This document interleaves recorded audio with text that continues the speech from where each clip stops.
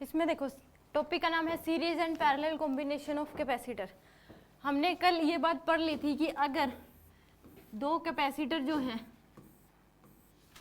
ऐसे जुड़ी, इनका कैपेसिटेंस है C1 और C2, तो ये दोनों क्या हैं सीरीज में, ये दोनों क्या हैं सीरीज में, तो इनका जो C इफेक्टिव होगा वो क्या आ जाएगा, C effective equal to 1/C1 plus 1/C2।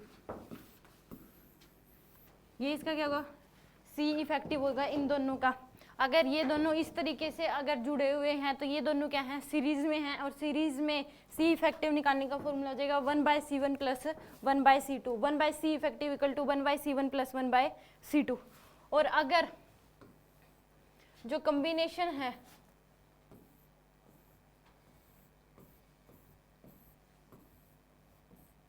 अगर दो कैपेसिटर ऐसे जुड़े हुए हैं, इसका कैपेसिटेंस है C1, इसका क्या है C2, तो ये दोनों क्या है एक दूसरे के पैरेलल। तो पैरेलल में C इफेक्टिव निकालने के लिए फॉर्मूला क्या था, C1 प्लस C2। अगर इसमें बीच में वायर निकल जाए ऐसे, तो ये ना पैरेलल में है ना सीरीज में, ठीक है। इस केस में ये वाली प्लेट इससे डायरेक्ट जुड़ी हुई होनी चाहिए, दोनों में करंट क्या होना चाहिए, सेम जाना चाहिए, चार्ज जो है वो सेम जाना चाहिए। और इस केस में ये दोनों ऐसे एक प्लेट इसके साथ जुड़ी हुई है और दूसरी प्लेट क्या जुड़ी है इसके साथ, तो ये दोनों क्या हैं पैरेलल में, ठीक है। अगर यहाँ पे बीच में से वायर निकल जाए तो ये दोनों अभी भी क्या रहेंगे पैरेलल में ही रहेंगे, ठीक है। तो इसमें अगर वायर निकल गई तो ये सीरीज में नहीं होंगे, इसमें अगर वायर निकल जाए तो ये पैरेलल में है। पैरेलल में कंडीशन क्या होती है कि पोटेंशियल क्या उन दोनों के अक्रॉस सेम हो। अभी भी ये वाली प्लेट इससे जुड़ी हुई है और ये वाली प्लेट इससे जुड़ी है, तो ये दोनों किस में है पैरेलल में, ठीक है। दिखाई नहीं दे रहा पोटेंशियल। जब इलेक्ट्रोडायनेमिक्स पढ़ेंगे तो चार्ज, बैटरी जुड़ी होगी, बैटरी में से चार्ज निकलेगा, चार्ज वो है इस तरीके से डिवाइड होता है कि अगर दो चीज़ें, रूल होता है कि दो चीज़ें अगर पैरेलल में चाहिए, वो रेजिस्टेंस हो चाहे कैपेसिटेंस, उनके अक्रॉस पोटेंशियल क्या होगा सेम होगा। C इक्वल टू Q/V होता है, तो V क्या हो जाएगा यहाँ पे Q/C। तो इस केस में इस पे मतलब चार्ज इस तरीके से, मान लो इसका कुछ कैपेसिटेंस दे रखा है, ये भी C2 की वैल्यू भी कुछ दे रखी है आपको, तो उस केस में चार्ज कुछ इस तरीके से डिवाइड होता है कि दोनों के अक्रॉस पोटेंशियल क्या हो सेम हो, ठीक है। पोटेंशियल सेम होना चाहिए, तभी वो दोनों क्या है पैरेलल में। अगर पैरेलल में जुड़ी हैं तो पक्का उनके अक्रॉस पोटेंशियल क्या होगा सेम होगा, ठीक है। वो इलेक्ट्रोडायनेमिक्स की टॉपिक है कि कैसे चार्ज के जाएगा, तो चार्ज जाएगा तो उसके इसमें चार्ज, कितना चार्ज इसमें जाएगा, कितना चार्ज इसमें जाएगा, चार्ज की डिस्कशन हो जाएगा वहाँ पे, ठीक है। यानी कि Q/C जो पोटेंशियल होगा वो क्या हो जाएगा Q/C, तो Q/C इसके अक्रॉस और इसके अक्रॉस दोनों का क्या होना चाहिए सेम होना चाहिए, ठीक है। तो वो तो फिर बैटरी जुड़ी होगी, किस वोल्टेज की बैटरी जुड़ी हुई है, कितना चार्ज वो भेज रही है, कोई और कैपेसिटर नहीं जुड़ा हुआ, या फिर ऐसे दो ही जुड़े हुए हैं, बैटरी कितने, बैटरी की जो पोटेंशियल है वो कितने की है, तो उस केस में कितना चार्ज निकलेगा, इन दोनों का C इफेक्टिव निकालोगे, फिर उन पास से चार्ज की वैल्यू निकलेगी, फिर कितना इसमें जाएगा कितना इसमें जाएगा, ठीक है। एक क्वेश्चन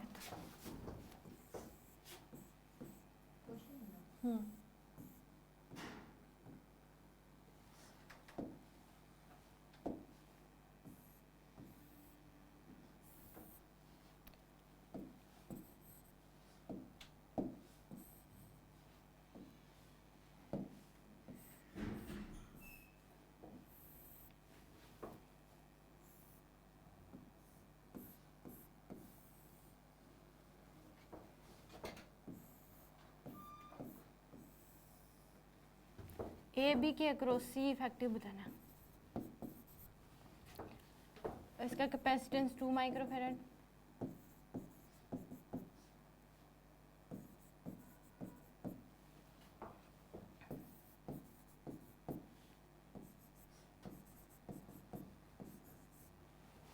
इसका कैपेसिटेंस दे रखा है 2 माइक्रोफैराड, इसका भी 2 माइक्रोफैराड, 4 माइक्रोफैराड, 2 माइक्रोफैराड और 4 microfarad. Find C effective across AB।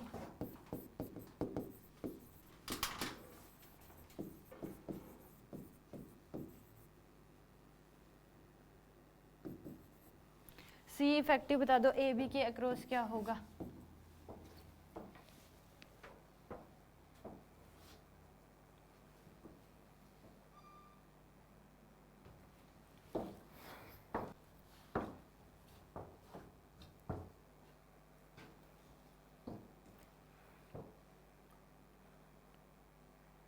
ये क्वेश्चन बहुत इजी है, बट इसको समझना मतलब कि अगर समझ में आ गया कि कैसे दो कैपेसिटर कैसे सीरीज पैरेलल में हैं, ये सीरीज पैरेलल में क्यों नहीं है, ये दोनों सीरीज में क्यों नहीं, ये दोनों पैरेलल में क्यों नहीं है, वो समझना बहुत जरूरी है। इसमें होने को तो 1 सेकंड में हो जाएगा ये क्वेश्चन। अब देखो इसमें पहला मुद्दा था कि हम इसमें शुरुआत कहाँ से करें, ठीक है। अब अगर बात करें इन दोनों की, मान लो यहाँ से शुरुआत करें, तो ये दोनों क्या सीरीज में हैं, ये दोनों कैपेसिटर क्या सीरीज में हैं, ये 4 और 2 क्या सीरीज में है, क्यों नहीं है। तो कैपेसिटेंस है वो तो अलग अलग हो जाएगी, जरूरी थोड़ी ना। मैंने भी वहाँ पे C1 C2 लिया था ना कि CC।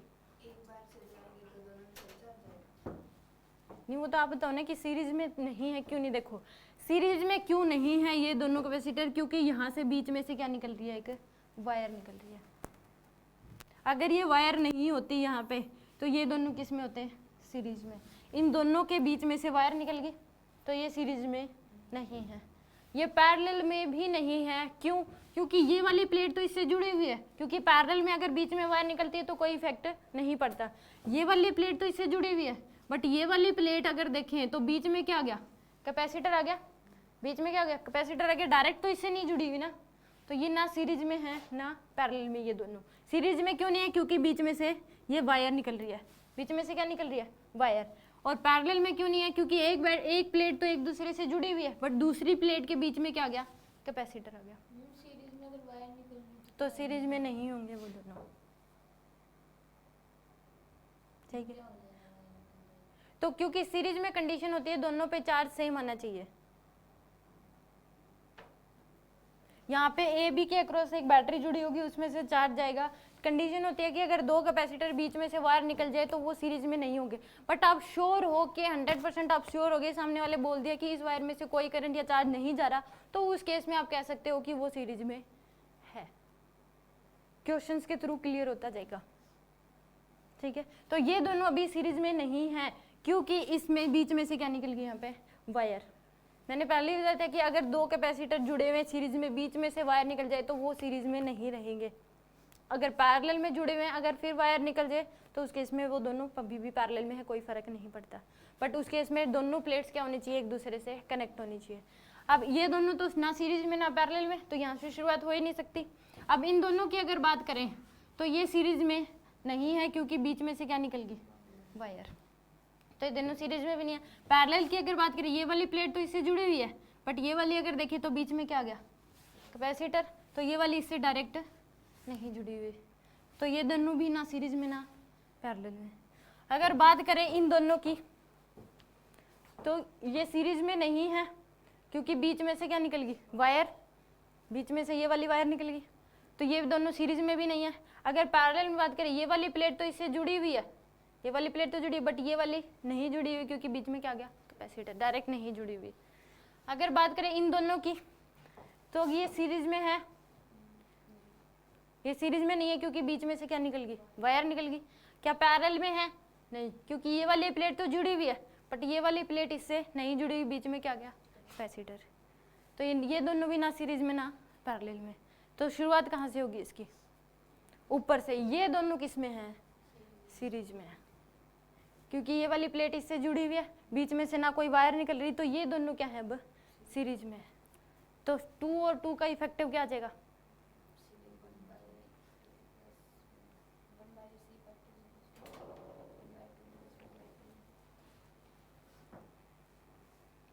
यहाँ पे इसका जो कैपेसिटेंस है वो 1 कर लो, ताकि इजी हो जाए कैलकुलेशन में।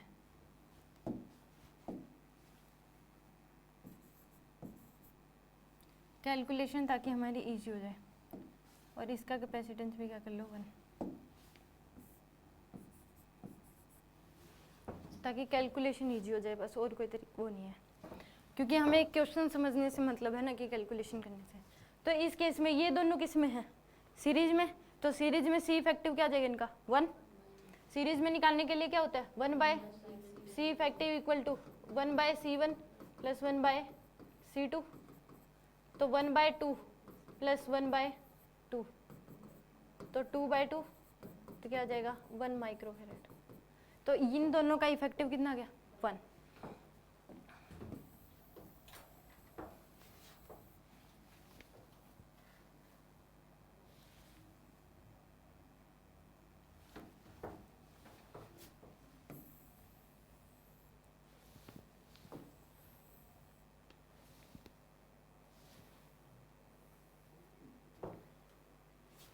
अब जो डायग्राम बन जाएगा तो इन दोनों को हटा के एक ही लगा सकते हैं 1 माइक्रोफेरेड का, इन दोनों को हटा के एक लगा दे।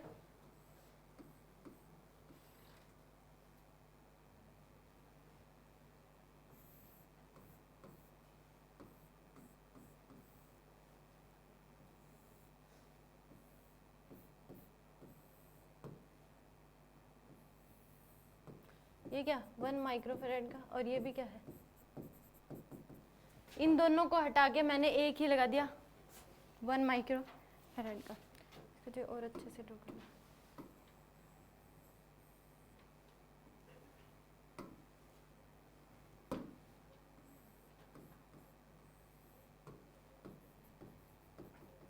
अब मेरे को बताओ ये 1 और 1 जो है ये किस में है?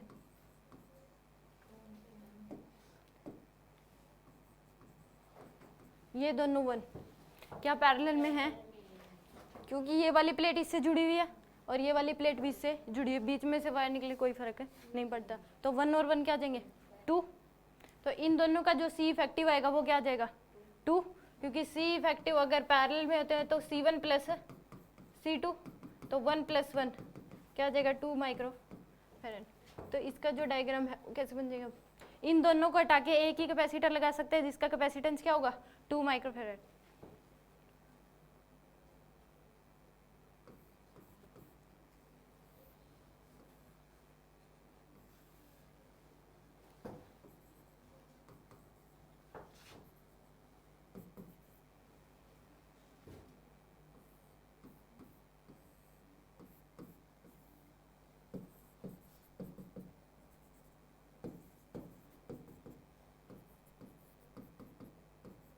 अब मुझे ये बताओ कि क्या ये दोनों 2 और 2 सीरीज में है या नहीं है? हैं, क्योंकि बीच में से कोई वायर नहीं निकल रही, तो ये दोनों क्या है सीरीज में। तो 2 और 2 का इफेक्टिव क्या आ जाएगा? 2 और 2 का इफेक्टिव 1 आ जाएगा। तो 1 और 1 किस में हो जाएंगे? पैरेलल में।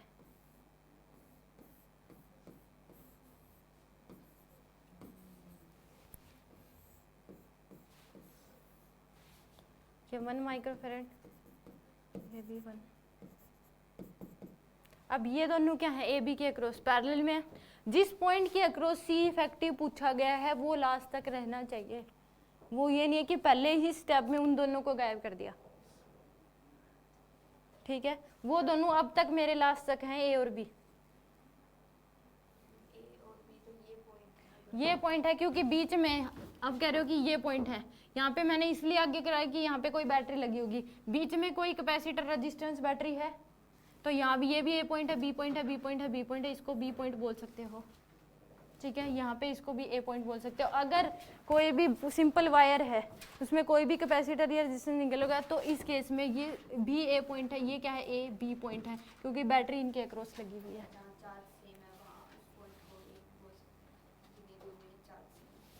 मतलब हाँ, एक ही वायर सिंपल वायर जा रही है तो उस केस में बैटरी लगी होगी, क्योंकि बैटरी ये होगा कि यहाँ पे कोई बैटरी लगी होगी। ठीक है, तो उस केस में ये पॉइंट बोल दो कि ए बी, इसके बैटरी के अक्रॉस ए बी, तो ये ए पॉइंट होगा क्योंकि यहाँ पे कोई भी हमारे पास कोई भी और रेजिस्टेंस या कैपेसिटर नहीं लगा हुआ, तो ए पॉइंट है। ए और बी ये है लास्ट तक, चाहे इसको मान लो लास्ट तक मेरे ए दोनों पॉइंट, ये पॉइंट और ये पॉइंट अभी तक सलामत है, ये दोनों। तो लास्ट तक जिस पॉइंट के अक्रॉस पूछा गया है वो लास्ट तक होने चाहिए।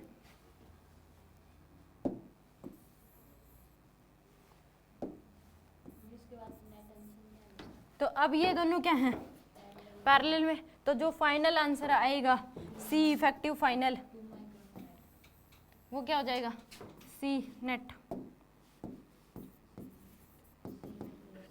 C1 प्लस ये C2, क्योंकि दोनों क्या है पैरेलल में, तो 1 + 1 2 माइक्रोफेरेड। ए बी के अक्रॉस जो सी इफेक्टिव आएगा वो कितना आंसर हुआ? 2 माइक्रोफेरेड। ये क्वेश्चन समझ आया ही नहीं आया? यानी कि फर्स्ट टाइम में ये दोनों किस में थे? सीरीज में। तो सीरीज में 2 और 2 क्या हो जाएगा? 1। फिर ये दोनों 2 और 2 किसके साथ? 1 के साथ क्या हो गए? पैरेलल में। फिर 1 और 1 का इफेक्टिव क्या हो जाएगा? 2। फिर ये 2 इन दोनों का इफेक्टिव इस 2 के साथ क्या हो जाएंगे? सीरीज में। इन दोनों का इफेक्टिव ये दोनों क्या हो गए? सीरीज में। 2 और 2 का इफेक्टिव क्या हो जाएगा? 1। अब 1 और 1 क्या हो गए? पैरेलल में, तो फाइनल आंसर क्या आ जाएगा 2 माइक्रोफेरेड। तो ए बी के अक्रॉस जो सी इफेक्टिव होगा वो क्या हो जाएगा 2 माइक्रोफेरेड। समझ आएगा? मैं सोच सकता है कि कोई सीरीज में भी ना हो इस टाइप के भी क्वेश्चन होंगे कि हमें दिखा ही नहीं देगा कि सीरीज पैरेलल कहाँ से मैं शुरुआत करूँ, कौन से 2 सीरीज में है, कौन से 2 पैरेलल में है, तो उनको करने के लिए और अलग से मेथड होगा। ये स्टेप है कि हमें डायरेक्ट सीरीज पैरेलल दिखाई दे रहे हैं तो उसको हम करें, क्योंकि सीरीज पैरेलल उनको भी करने के क्या हैं तरीके हैं, उनको अलग तरीके से उनका जुगाड़ करके उनको सोल्व किया जाता है। वो भी कई सारे तरीके पढ़ेंगे कि अगर हमें ये अगर सीरीज पैरेलल डायरेक्ट ना दिखे तो हम इस क्वेश्चन को कैसे करें। ठीक है, एक क्वेश्चन करके दिखा दो।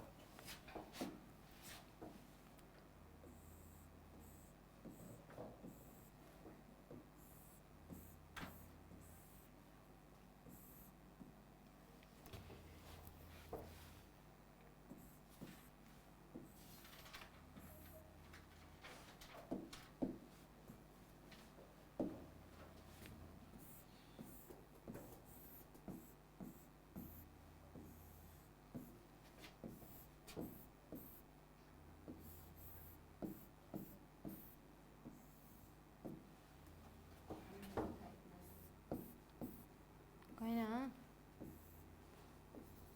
ये ए पॉइंट है, ये बी पॉइंट है।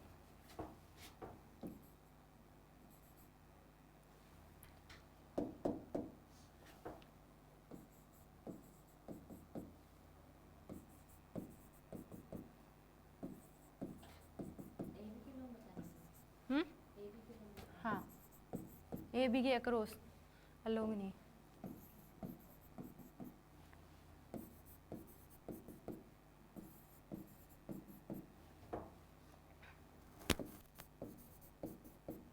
Find C effective across AB.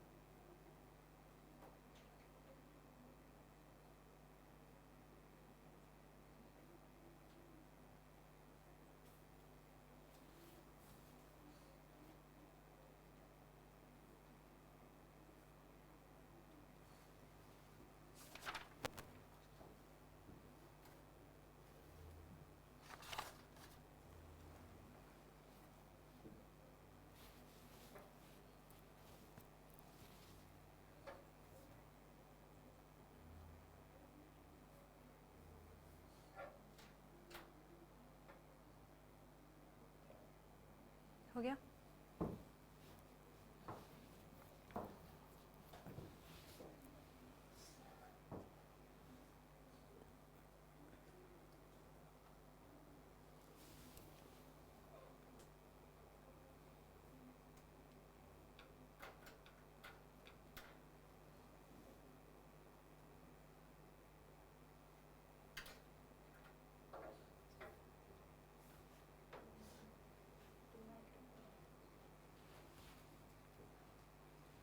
इसमें देखो, इसकी जो शुरुआत होगी, क्या ये दोनों सीरीज में है? क्योंकि इसमें बीच में से क्या निकल गई वायर। क्या ये दोनों पैरेलल में है? नहीं है, क्योंकि ये वाली प्लेट तो जुड़ी हुई है, बट ये वाली प्लेट बीच में बैटरी लगी होगी, ये वाली प्लेट इससे नहीं जुड़ी हुई डायरेक्ट। ये दोनों क्या सीरीज में है? बीच में से वायर निकल गई ना, ये पैरेलल में, क्योंकि ये वाली प्लेट तो इससे जुड़ी है, बट ये वाली बीच में क्या गया कैपेसिटर। क्या ये दोनों सीरीज में है? क्योंकि बीच में से क्या निकल गई वायर, ये दोनों क्या पैरेलल में है, क्योंकि ये वाली प्लेट तो इससे जुड़ी है, बट ये वाली प्लेट के बीच में क्या आ गया, कैपेसिटर। ये वाली प्लेट इससे नहीं जुड़ी हुई। क्या ये दोनों सीरीज में है? ये दोनों, इसकी शुरुआत क्या होगी, यहाँ से शुरुआत होगी, क्योंकि ये दोनों सीरीज में हैं, क्योंकि बीच में से कोई भी वायर नहीं निकल रही। तो ये दोनों जो है ये किस में है, सीरीज में, ठीक है। तो इन दोनों का इफेक्टिव जो है वो क्या आ जाएगा,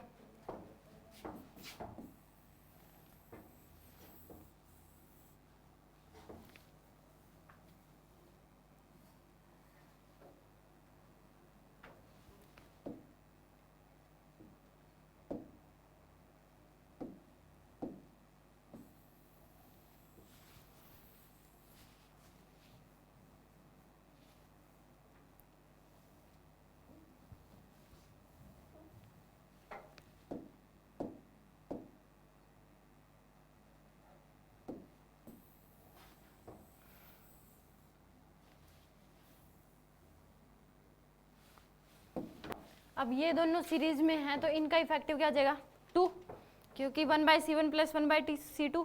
अगर दो कैपेसिटेंस, अगर दोनों का जो दो कैपेसिटर, दोनों का कैपेसिटेंस अगर इक्वल है तो और दोनों सीरीज में हैं तो उनका सी इफेक्टिव क्या आ जाता है, हाफ हो जाता है। सी इफेक्टिव क्या आ जाएगा, हाफ।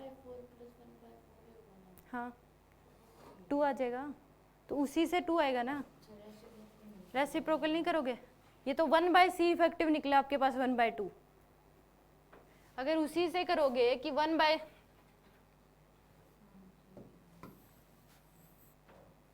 इस केस में 1/C इफेक्टिव इक्वल टू क्या आ जाएगा, 1/4 + 1/4। तो एलसीएम ले लो 4, तो 2 इक्वल टू, ये 1/C इफेक्टिव आ गया आपके पास 2/4। 1/C इफेक्टिव क्या आया, 2/4। तो C इफेक्टिव क्या आ जाएगा, 4/2, तो 2 माइक्रोफेरेड। तो इन दोनों को हटा के क्या लगा सकते हैं, 2।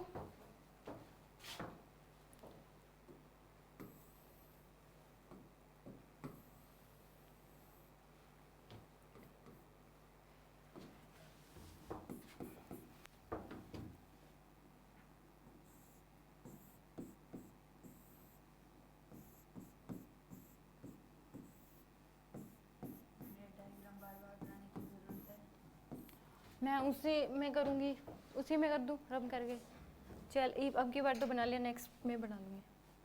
ये हो जाएगा आपके पास 2 माइक्रोफेरेड।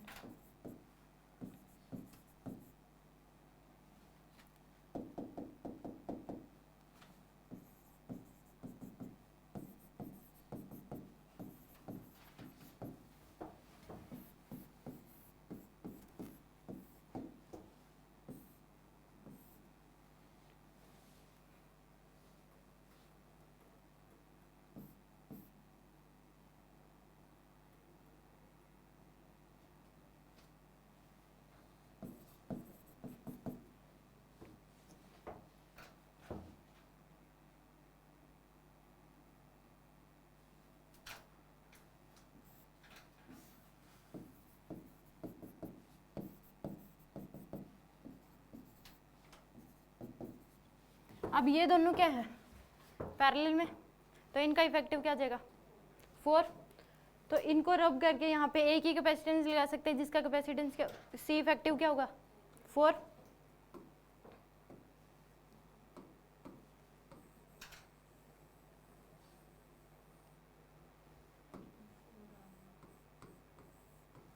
Four microfarad. अब 4 और 4 क्या है, सीरीज में, तो इनका सी इफेक्टिव क्या आ जाएगा, 2।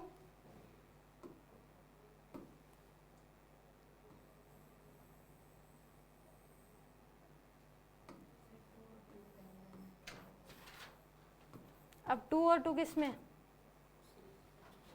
पैरेलल में, तो इनका इफेक्टिव क्या आ जाएगा, 4।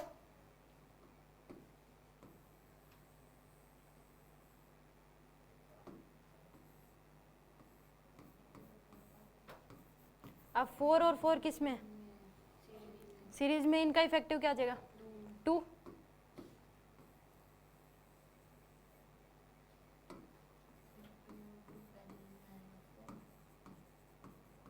अब 2 और 2 किस में, पैरेलल में, इनका इफेक्टिव क्या आ जाएगा, 4।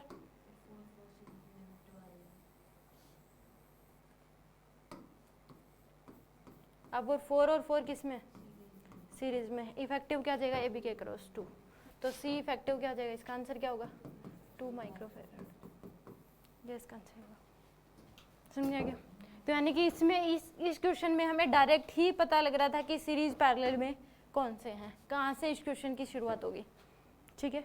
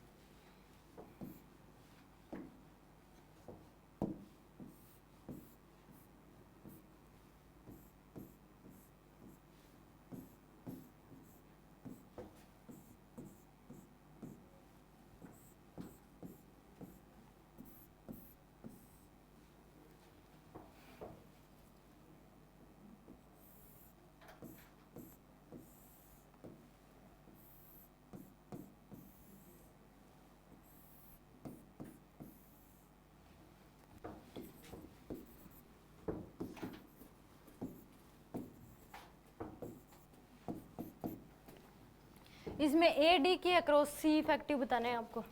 किसके अक्रॉस, ए और डी के effective across. Find C effective A D.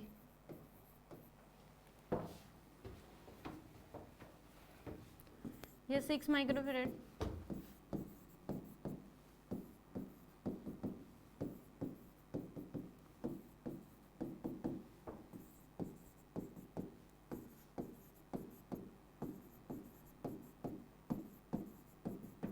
C effective बता दो क्रॉस ए डी। ए और डी लास्ट तक रहने चाहिए। ठीक है, जिसके अक्रॉस पूछा गया है वो लास्ट तक रहना चाहिए। ए से कर लें, हम्म? ए से स्टार्ट। कहीं से करो, ए और डी लास्ट तक रहना चाहिए, कहीं से भी शुरुआत करो। बाहर निकलेगी तो हाँ नहीं होंगी तो एक जगह से तो शुरुआत होगी, सीरीज पैरेलल तो है ही। ए और डी लास्ट तक रहना चाहिए, बाकी खत्म कर सकते हो आप।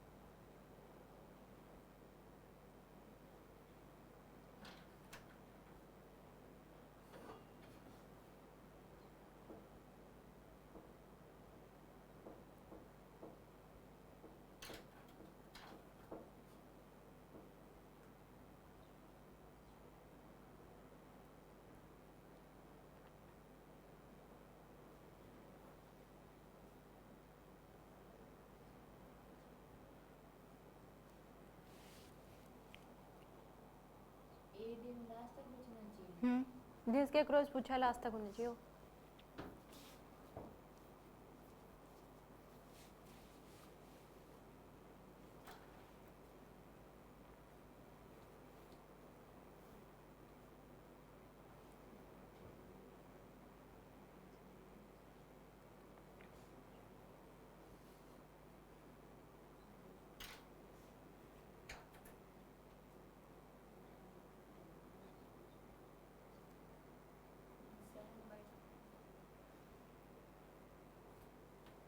फ्रैक्शन में नहीं आएगा, फ्रैक्शन नहीं आएगा। वैल्यू इस तरीके से। दो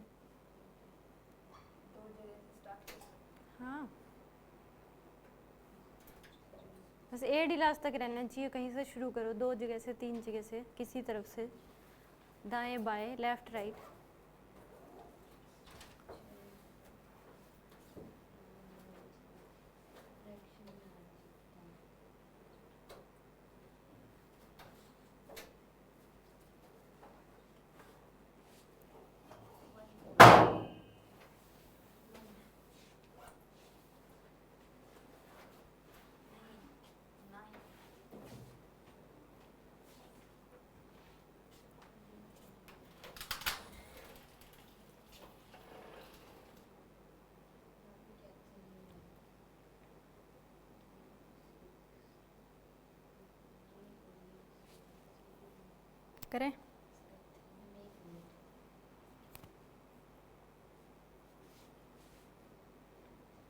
फ्रैक्शन में भी आ सकता है। सेक्शन में थोड़ी बढ़ वैसे और क्वेश्चनों में आ सकता है, इसमें नहीं आएगा। मतलब ये मत सोचना कि कभी भी सी इफेक्टिव फ्रैक्शन में नहीं आएगा, क्योंकि कई एक बार हो चुका है मेरे साथ। मैंने कहा कि फ्रैक्शन में नहीं आएगा, इस क्वेश्चन की बात है इस तरीके, उसने हमेशा ही सोच लिया कि फ्रैक्शन में आएगा ही नहीं।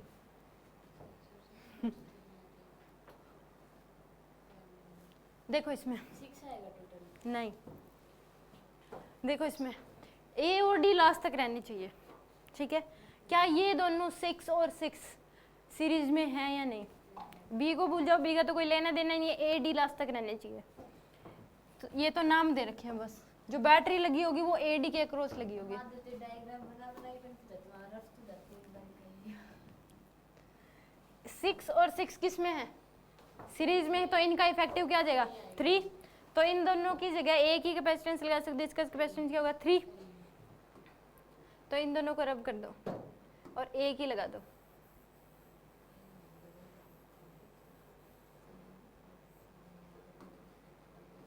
एक ही लग जाएगा और जिसका कैपेसिटेंस होगा 3 माइक्रोफेरेड। अब ये बताओ ये दोनों पैरेलल में है या नहीं है? 3 और 3 दोनों पैरेलल में है, तो इनका इफेक्टिव क्या आ जाएगा? 6। तो इन दोनों की जगह एक ही कैपेसिटर लगा दो जिसका कैपेसिटेंस क्या होगा? 6 माइक्रोफेरेड। इन दोनों को रब करो और एक ही लगा दो।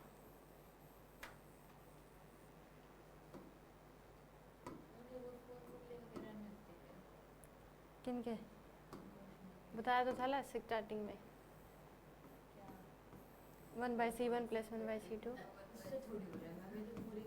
तो वही, उसके अलावा कुछ लग रहा है? उन दोनों के अलावा कुछ लग रहा है यहाँ? अब ये दोनों किस में है? सीरीज में है, तो इनका सी इफेक्टिव क्या आ जाएगा? 3।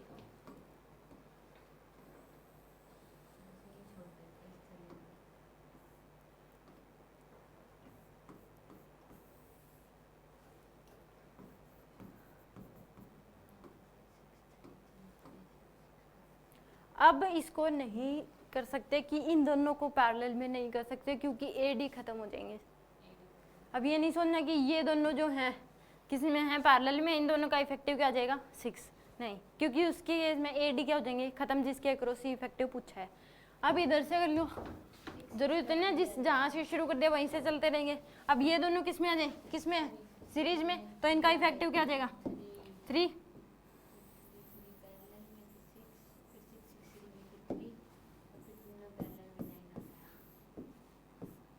इफेक्टिव क्या हो जाएगा? 3 माइक्रोफेरेड। अब 3 और 3 किस में? पैरेलल में, तो इनका इफेक्टिव क्या हो जाएगा? 6।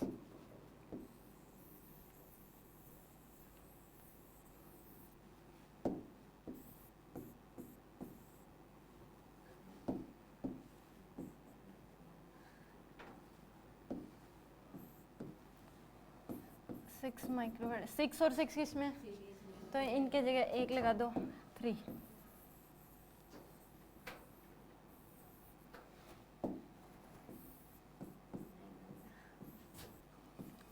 अब ए और डी लास्ट तक थे, जिसके अक्रॉस पूछा है वो अभी भी हैं। अब ये तीनों जो हैं किसमें हैं, पैरेलल में, तो इनका सी इफेक्टिव क्या आ जाएगा, 9। यानी कि सी इफेक्टिव नेट जो होगा 3 +